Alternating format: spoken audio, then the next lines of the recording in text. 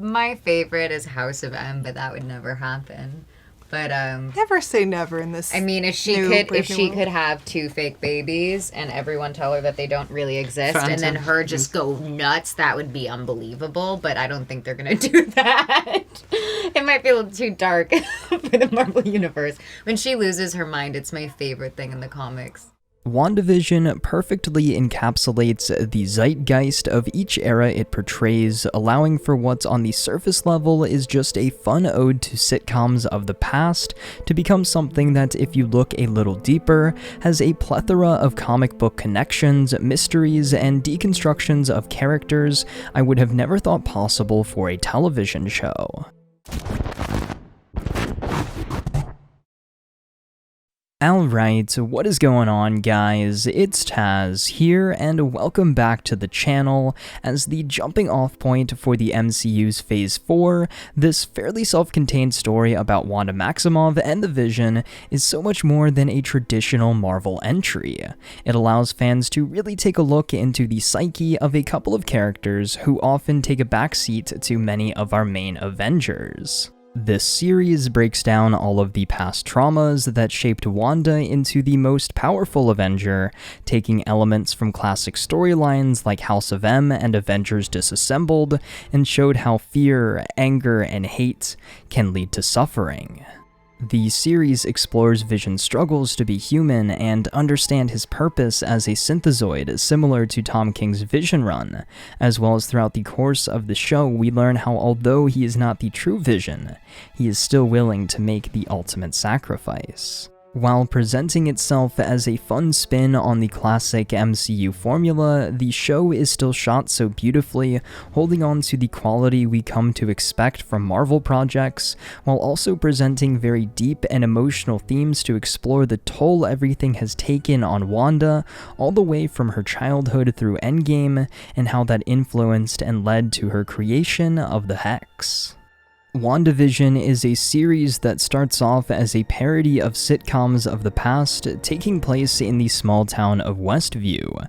It was a show filled with laugh tracks and small little Easter eggs to the larger MCU, but by the end it has shown us magic on a cosmic scale, chaos magic.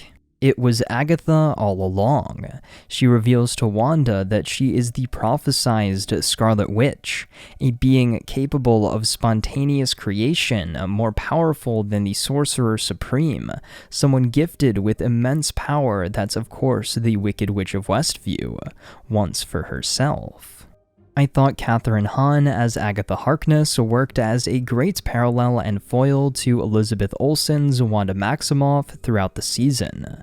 The show spares no expense on the build-up and payoff for Wanda finally being given the name and mantle of the Scarlet Witch. We knew it was coming and it feels great to finally get there, but let's not forget that this is not really about the destination, it's all about the complex journey. Throughout this journey WandaVision presents for the fans, it throws so much emotion and heart at us, all while bringing up so many threads that could lead us in all different directions. Is this all Wanda's doing? Is she the villain? Is this the real Vision? Agnes equals Agatha Harkness, right? Is Hayward Ultron, multiversal Pietro, X-Men, mutants, Mephisto, Nightmare? What is going on here?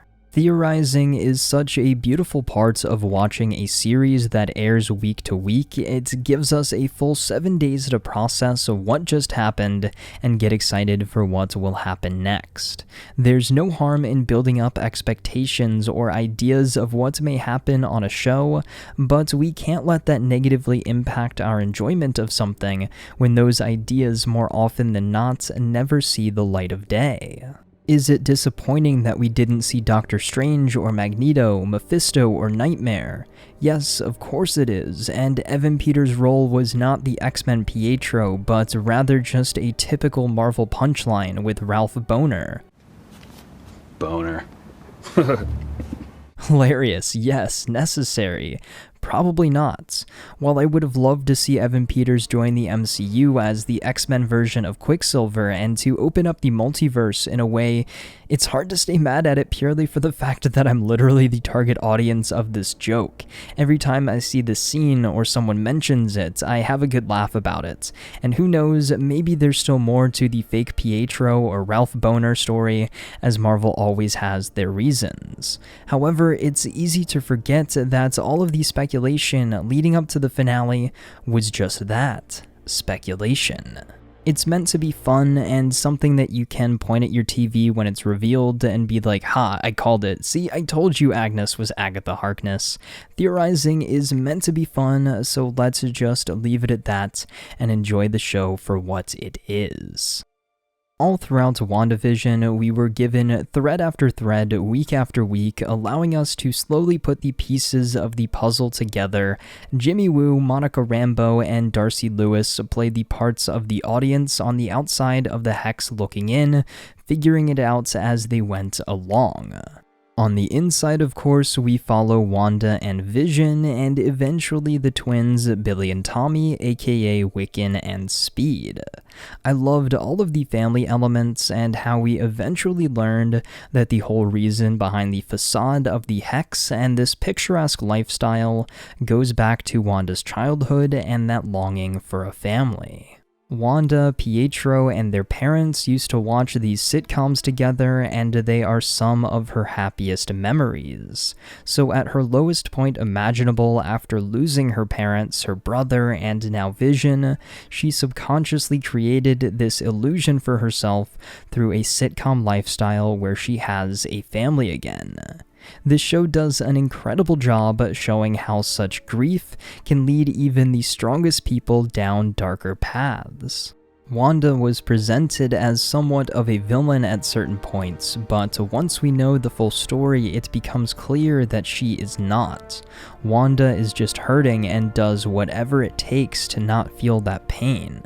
But what is grief if not love persevering? WandaVision's finale is what this has all been leading to, a massive witch battle between Wanda and Agatha, a battle of wits against Vision and the White Vision created by Hayward and Sword, and while I may have my issues with the CGI at times and the fact that it just turned into your typical formulaic MCU mirror battle, that doesn't detract from all of the meaning behind it, and that there were some bits of the fight that I actually enjoyed, especially the whole Incredibles-styled family team-up. Wanda fully accepted her power as the Scarlet Witch and sacrificed everything she had created in order to ensure the safety of the people of Westview. Wanda tells Vision that she will make everything right, just not for us. This finale really helped solidify where the show's strengths lie, and that is in its character moments. Every piece of dialogue between Wanda and Agatha, Vision and White Vision, Wanda and her family, and everything else in between was just stellar. The thought-provoking ideas that were presented about reality and life in general, present throughout this entire series, really came to a head in this finale. The introspective Vision and White Vision conversation about the Ship of Theseus logic puzzle was so deep, making you think about what it truly meant to be alive, whether something keeps its integrity if its parts are replaced, and which one, if either, are the true Vision, before unlocking the memories of the at first apprehensive White Vision. Who knows what I might be next? So does this mean Vision is really back? Were they both Vision, or are they someone else? Something else. But back to Wanda, she indeed became something else, unleashing her full power on Agatha, pulling a magical rune Uno reverse card, and manifesting her Scarlet Witch costume, which is absolutely stunning. This is what we've been waiting for all season long, Wanda taking her rightful place as the Scarlet Witch, costume and all, and I just love it. The suit looks so good, it's reminiscent of her past costumes combined with elements you might recognize from the comics or even something her father Magneto might wear, plus it's all topped off with her iconic headpiece. One thing is for certain though, Wanda Maximoff is the Scarlet Witch. Wrapping up though, Wanda has saved the day, Agatha has been defeated, but they're set up for her return when needed, as she told Wanda that she has no idea what she has unleashed with her powers. Hayward has been arrested, and the town of Westview is free, although Wanda doesn't quite get the luxury of a happy ending. She has to say goodbye to her children and Vision once again, but this time, maybe not forever, as the hex collapses around her, and we get some closure on this version of Vision being the product of Wanda's memories and the piece of the Mind Stone that lives within her. This show has made me cry, want to cry, and or tear up more times than I can count, so good on you, Marvel, for pulling so much emotion out of me for the last 9 weeks. But Wanda leaves town, solidifies some mutual respect with Monica, and flies off to her next magical endeavor. We have 2 post-credit scenes, the first of which setting up Monica for either Captain Marvel 2 or the Secret Invasion series with the Skrulls and Nick Fury. It was great to see Monica's development throughout the season with her powers, and paralleling the loss of her mother with what Wanda was going through as well was a nice touch, so I'm super pumped for more of Monica Rambeau as Photon or whatever they end up calling her going forwards. As for Wanda, she's gone to a secluded mountainside where at first it seems like she's just taking a breather, enjoying some nice mountain tea, but we all know there's no rest for the Scarlet Witch. Wanda's full power is on display again, as in addition to roaming around with her physical body, she has also astral projected herself to study the Darkhold that she took from Agatha, preparing for her role in Doctor Strange 2. That is until she hears the screams of her children somewhere across time and space, which could be related to Chthon or even bring back the Mephisto theory with Wanda in possession of the Darkhold, but that is where we are left going in to the Multiverse of Madness. Overall, as the start of a new chapter in the MCU, trying to break the traditional formula that we've all become accustomed to over the years, WandaVision succeeds in almost every department. From the characters to the set design to the changing of aspect ratios to differentiate time periods, a metric ton of Easter eggs and setup for the future of the MCU, this show definitely delivered. Trust me, I understand some of the disappointment with the finale, with Quicksilver being reduced to a boner joke, Ralph Boner, and since the finale, the director has come out and said some things had to be left on the cutting room floor, even after being filmed, but for me, that still does not take away from my enjoyment and all of the intricacies and nuances the show presented. Lizzie Olsen and Paul Bettany were amazing all throughout. I loved every single one of their interactions, and you could really feel the emotion they brought to each scene. They both deserve all the praise in the world for this show, and we shouldn't let a couple of wacky theories not coming true ruin any of the amazing work that was done by the entire cast and crew on this project. While WandaVision might be a one-off series, it gave us 9 weeks of stellar content, and these characters certainly aren't going anywhere, as there will be plenty of magic in the future of the MCU as we move into the Multiverse of Madness and beyond. I'm so excited to see more of Wanda as she continues down the path of the Scarlet Witch, being such a tragic hero, as well as Vision's path to self-discovery now that he has his memories back. This series has made me really love both of these incredible characters even more than I did going in, as well as it leaves us with some great questions like where did White Vision go? Is Wanda a mutant? Where are the twins? Is there more to Evan Peters' cameo? What's going on with Monica and the Secret Invasion stuff? Will Wanda ever need to seek Agatha's help? And so much more.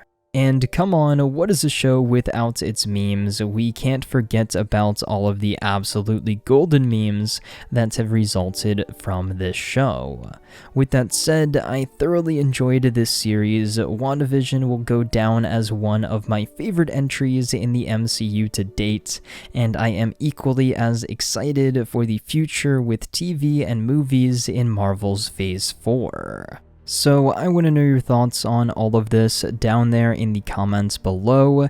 Did the WandaVision finale stick the landing for you? Do you love Jimmy Woo as much as I do? And what are you most looking forward to from Wanda and Vision in the future of the MCU? Just let me know your thoughts on all of this down there in the comments below.